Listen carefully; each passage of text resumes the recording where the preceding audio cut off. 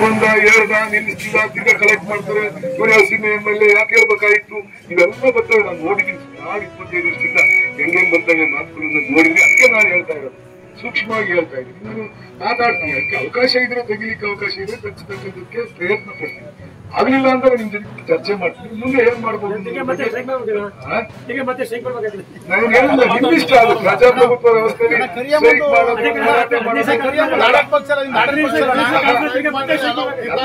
ಒಂದೇ ಕಾನೂನು.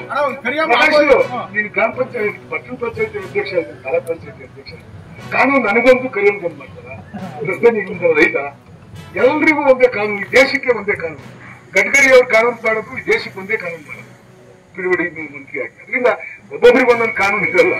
ನಾನು ಇಲ್ಲೊಂದು 15 ದಿವಸ ಕಲೆಕ್ಟ್ ಮಾಡಬಾರ್ದು ಅಂತ ಹೇಳಿದ್ದೀನಿ.